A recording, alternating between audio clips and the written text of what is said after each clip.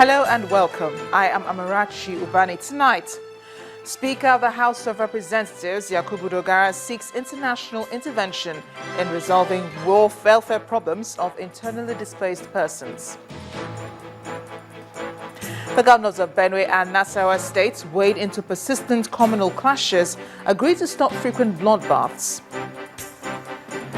Acute water scarcity hits Kogi State as residents search for clean water for consumption. And the UN Security Council condemns North Korea's launch of a long-range rocket.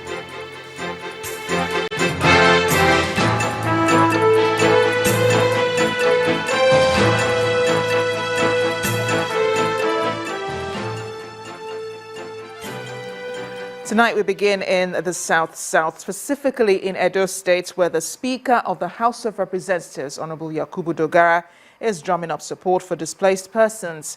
This time, he says this support should come from the international community. He's asking President Muhammadu Buhari to champion the cause during his trips abroad. Honorable Dogara says the condition of the IDPs cannot effectively be managed by individuals, and their case needs global attention. The Speaker made the comment today after visiting the IDP camp in Benin City, the Edo State capital. This, I believe, provides a platform for us to further that discussion. But the most important thing is that it was done just this week for Syria. It's been done for Syria. It was done for Kosovo. So I don't see the reason why the international community will not respond to this crisis that we're faced with in Nigeria. The world is a global village. Increasingly problems affecting us in Nigeria here. If they are not well taken care of, they will have an international dimension sooner than later. Now, it may be difficult to accept, but former President Olusegun Obasanjo insists Nigeria should forget about finding the kidnapped Chibok schoolgirls abducted by Boko Haram in 2014. Chief Obasanjo told a gathering at the Obafemi Awolowo University, Ile-Ife, at the weekend that there is no point continuing the search because he believes they may never be found. He also speaks on the present battle against corruption. Today, if anybody tells you they will bring back the Chibok girls, it's telling you a lie. It's telling you a lie. And I believe President Buhari has said he did not know and he did not have any information about the Chibok girls. Except those who escaped. Those who escaped. And some of them have been rehabilitated.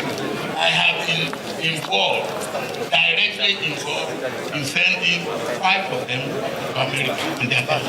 Fighting corruption must start from the top. The Vice President, Senate President, the Speaker of the House. The instruments that you are using today are all fashioned out by this man when he was president. ICPC, we didn't have anything like it. EFCC, we didn't have anything like it. Not only do we bring out or bring up these instruments, we also look for the people that can make the instrument work.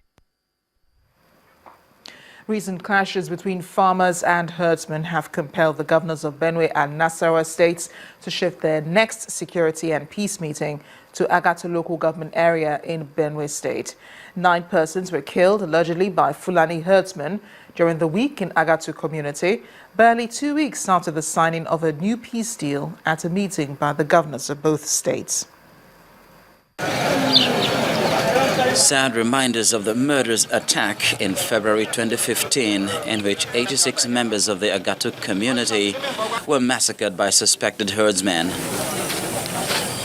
The grave site where victims were buried, leaving behind several persons injured, houses burnt down, and survivors wailing in anguish.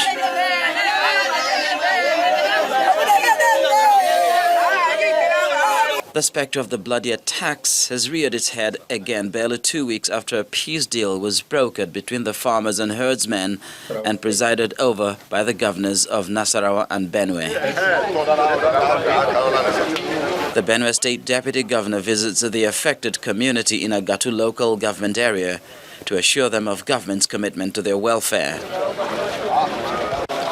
And the Deputy Governor of Nasarawa State, Mr. Silas Agara, also confirms that both the governors of Benue and Nasarawa will visit the community in an effort to rebuild the peace. Government is intensifying effort to see that status quo is maintained and to ensure that the two governors, of course, are in the forefront of mobilizing the subjects, are subject to respect the peace accord.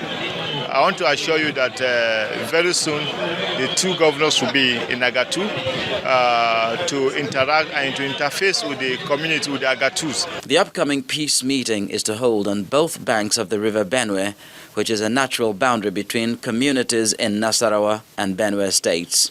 We'll make appeals to them to learn ways of living together, to accept one another and live as brothers and sisters, because the herdsmen, they too should have the right to graze, but at the same time should not trespass on people's farms. The farmer should also do his normal farm work. They should also restrain from attacking Fulani cattle. Despite meetings aimed at restoring peace, clashes between herdsmen and farmers still persist, and so a more permanent solution beyond the verbal commitments is required to put an end to the bloodletting, especially in the remote areas, once and for all.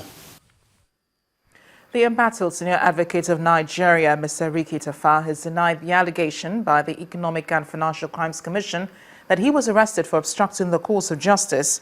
He also condemned what he described as the disappointing and humiliating treatment given to the president of the Nigeria Bar Association, Mr. Augustine Alege, whose attempt to secure bail was rebuffed by the anti-graft agency in a release signed by Riki Tafa and co, part of which reads, "We decry this act of arresting a legal practitioner in the course of his professional duties within the premises of the High Court and urge the Nigerian Bar Association, human rights groups and all Nigerians to join in condemning the resort to Gestapo-like breach of counsel's professional privilege and rights to protection in court premises while discharging their duty as counsel." Staying with legal issues, a senior advocate of Nigeria, Funke Aboyade, has joined those calling for the prosecution of corrupt judges and members of the judiciary community. She told Channels Television's judiciary correspondent, Shola Shoyele, that while there appears to be rejuvenated political will to fight corruption, it is also important to beam the searchlight on the judiciary.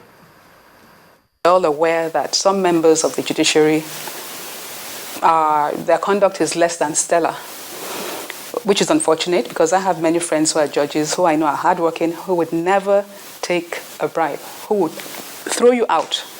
You wouldn't even dare go to that. In fact, the Attorney General of the Federation, Malami Abubakar, made a recent statement at a function saying that corrupt judges will be jailed. I support him. I commend him. I think we should go a step further. We should jail senior counsel or anybody who's the conduit through which these gratifications are offered. Yes, unless and until we make public examples of them. In Ghana, next door, they dismissed a whole lot of judges. Someone went undercover and a sting operation and they were caught. They were dismissed.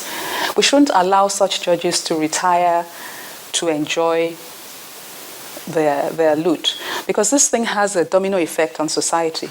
The moment society feels they're not going to get justice through the court system or through judicial institutions, they're going to resort to self-help. The Imo State Governor, Rochester Okorocha, says his administration will not be deterred by any group or person who wants to distract his developmental and purpose-driven policies.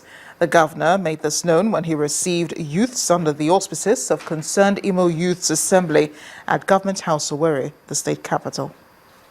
Youth from the different local government areas in Imo State assemble at the Government House Banquet Hall. They are here to pay a solidarity visit to the governor regarding the ongoing feud between Labour and the state government. They are showing their support for the concessioning policy of the government.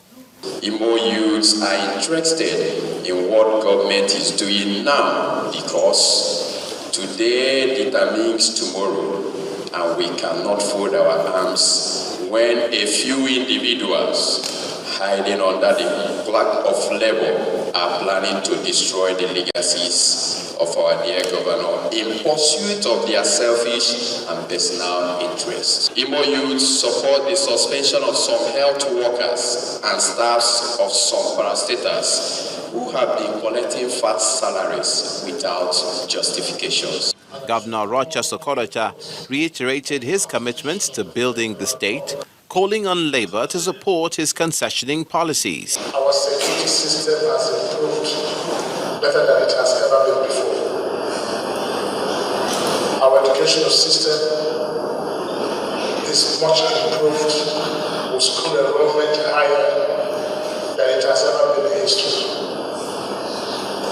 Our road networks has all improved, and our environment looking better for it.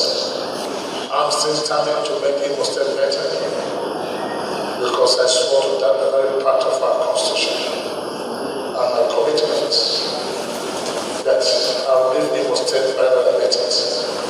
Meanwhile, the youth have planned a 1 million man march by Monday, 8th of February, to demonstrate their support and solidarity for the Okorocha-led administration.